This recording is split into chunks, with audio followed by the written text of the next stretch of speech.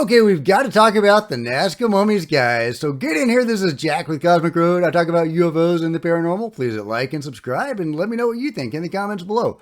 Oh, and if you're wondering why my hair looks the way it does, my hair dryer finally gave up the ghost. Smoke actually came out of it. So yeah, until I find a new hair dryer, this is my hair. Okay. All right. Moving on. We've got Nazca mummies going mainstream, guys. This is amazing. Check this out. Metro.co.uk is reporting this about Maria's fingerprints. The Daily Mail is talking about this, and the New York Post is talking about this. This is just incredible. I love it.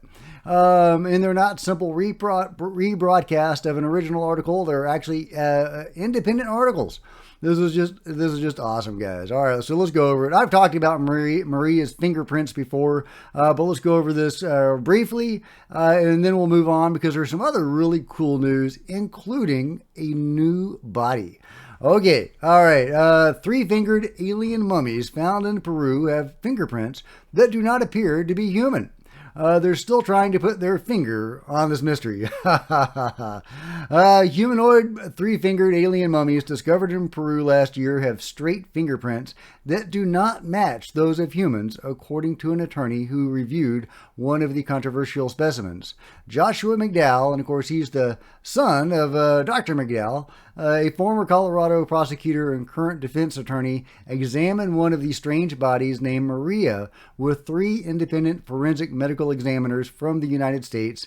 He and the experts were shocked to discover that the fingerprints on the ET-like corpses were in perfectly straight lines. These were not traditional human fingerprint patterns. Yeah, of course. Maria's fingerprints don't correspond to anything that we know. They look slightly reptilian. There's no corresponding fingerprints that match Maria's. One more piece of evidence that she is unlike any species that we know today. But this is just awesome, guys. This is just amazing. We've got all this coverage in the mainstream news about the mummies. And it was the fingerprints. It was the fingerprints that galvanized them, not the eggs, nothing else. It was the fingerprints. Okay, interesting. Whatever it takes, guys, whatever it takes.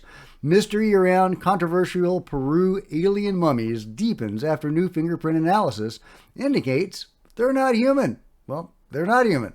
We've got bodies, y'all. We've got bodies, and they're not human bodies.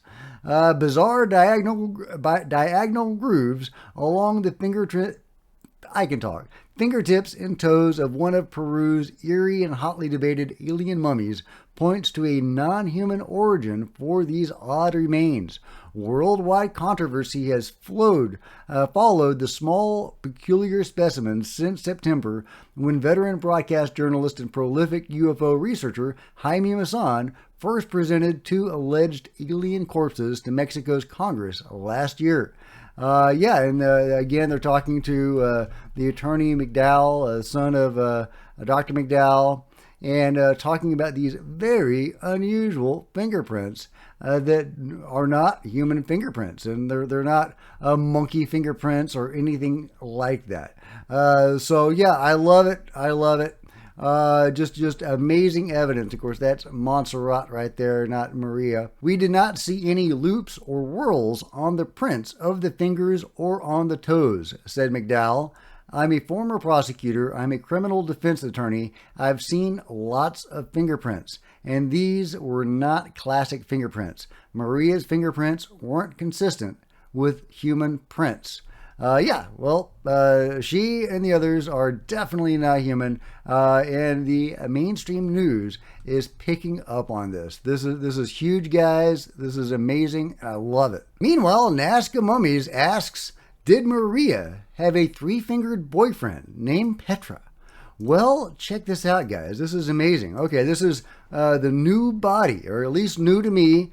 It is not, as far as I know, in the hands of scientists, unfortunately. But this body is being called Petra, and it appears shockingly similar to Maria. It is clearly of the same type, species, subspecies, whatever Maria is. It is clearly of that type. Yeah, I think this is just incredible. This is astounding. It's astounding that there are, various subspecies at all, and that we have multiples of several different types. And now we have a multiple of Maria. I think there's others. But yeah, here's a picture of the full body of Petra. This is just incredible. Of course, it's frustrating too. Armando Romero says, in 2017, a DHL employee leaked that Petra had an attempted shipment to Russia, showing photographs that were taken before packing the body. Also gave details of the corrupt way to send assets from Peru to other countries. So far, this would be the clearest evidence of Petra. I'm very frustrated by this, very disturbed by this. I don't know where Petra is at the moment. Was it sold on the black market? If so, that's just, it's a crime against science, certainly a crime against UFO disclosure. But, that is the problem with getting UFO disclosure the way we're getting it. You can't get UFO disclosure in through the front door, unfortunately. The establishment has been covering this stuff up forever. So instead, we're getting UFO disclosure from South American grave robbers. And, that's what they do. They rob graves for a profit and they sell it on the black market. And so a lot of this stuff, maybe including Petra, although I don't know that for sure, has been sold onto the black market. Something needs to be done. You would hope that the authorities could step in and preserve the site and the specimens, but the authorities are exactly who would cover it up even more. So yeah, there's just not a clear solution to how to proceed with all this. Clearly, we need to secure the site or sites where these bodies are being found. And this is the most important archaeological site of all time. And it is being looted by grave robbers. And again, I don't want to be too hard on the grave robbers. We wouldn't even know about this if not for the grave robbers, the tomb raiders like Mario. But it is what it is, and they're carrying out their profession, and their profession is at odds with learning more about these bodies and where they came from. But again, there's no clear solution as to what to do about it, other than continue limping along like we're doing, analyzing the bodies that we're allowed to study. Sophia99 makes this point. See the position of that hole in the forehead and see there that looks like skin remnants on that hole. That intriguing hole in Petra's forehead. And she's drawing a comparison to, ancient artwork like that where they're depicting what might be a third eye or something. And of course, Montserrat. Could Petra have had an implant like Montserrat did? Was it removed? I wish I knew. If you see more information about Petra, please let me know because I would love to know. These beings seem to have been around for a long time and we need to learn the truth about them and also their interactions with humanity in the past and potentially in the present. As Wixie says, this is Artemis, one of the little reptilian tridactyl bodies. She has 7 implants and 3 eggs. 7 implants, guys. Will we ever learn what those implants are for? Oh, and check this out. Even Japan is covering the Nazca mummies. Of course, Japan has actually sent scientists to investigate the mummies, so it shouldn't be too surprising. But Maria's fingerprints are getting worldwide coverage. Alien mummy from Peru fingerprint analysis proves not human. This is just awesome. This is the translated version of it. Not great. But yeah, worldwide coverage because of Maria's fingerprints. Oh, and check it out. Coast to Coast is covering this too. I love it. Former prosecutor says alien bodies seemingly have non-human fingerprints. Well, if they're alien bodies, they would have non-human fingerprints, you would think. I guess they could be human-looking ones. Of course, Coast to Coast does point this out. That said, McDowell was not quite prepared to fully embrace the ET hypothesis and indicated that the curious characteristic could possibly have something to do with the way her skin was preserved. Presumably, further examination of the body or one of the other 6 similar specimens found to date would provide some clarity on the matter. So saying 6 similar specimens, are there 6 different Maria types out there? Or do they just mean human-sized ones in general? Because I don't consider Montserrat to be quite like Maria. Similar, but not quite. Time will tell whether or not such a study occurs, though one can safely assume that this is not the last we will hear of the mysterious mummified remains in some form or fashion. Well, I sure hope not, guys. And here's an article from Marca.com talking about the genetics of the beings and talking about comments by Dr. Ricardo Rangel, who I might have the opportunity to interview in the near future. He's actually looked at the genetics of these beings.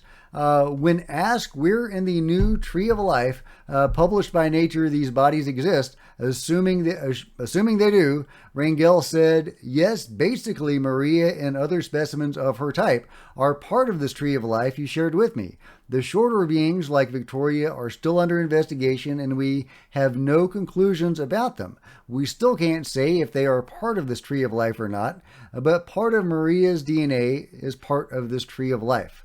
However, we will have to create an entirely new and divergent branch for Maria and everybody that shares her characteristics. Yeah, it's interesting that he says part of her DNA is part of this Tree of Life, which seems to be the case based on the DNA data that I've seen to date. I still think we probably need more and better DNA analyses done. My wife is a geneticist and she's looked at it and had one of her friends who sequences DNA look at it. At least one of the early DNA analyses or data sets, maybe there have been ones since then that may, convince them better, but they were saying that yes, they were doing DNA and getting these results, but they may not have been following the proper protocols, and as such, you can't really rely on the data necessarily. So, who knows? But based on what I've seen so far, Maria does have some primate and even human DNA, but she also has a lot of unknown DNA. So I imagine that's what Dr. Rangel means when he says part of Maria's DNA is part of this Tree of Life. Later on, he says, having that information will give us a better idea of their genetic relationship with hominids. They were bipedal, but they weren't quite like us. Maria, as far as I know, doesn't have a navel or nipples, so she's not mammalian, and her fingerprints are not mammalian either. And yet she does have some primate and human DNA, again, from the DNA data to date, which in my mind clearly points to some sort of hybridization. So definitely a separate branch on the Tree of Life. But hopefully I'll get a chance to talk to the doctor more about this in our upcoming interview, if that happens. Let me know what you think about it all in the comments below. And if you've enjoyed this video, please give me a big thumbs up. I sure would appreciate it. Smash the like button, the subscribe button, and the bell to be notified of future videos. You don't want to miss a thing. Join me on social media, Facebook, Twitter, Discord links below. Love to see you guys there. If you want to support Cosmic Road in a bigger way, consider grabbing a coffee mug or a t-shirt in the merch store below, or buying one of my books. I'm a writer. See the link below, or becoming a channel member, because channel members are rock stars and I really appreciate you guys' support. Thank you. Meanwhile, there's plenty of other videos on the channel, and I'll see you guys next time. This is Jack with Cosmic Road, signing out.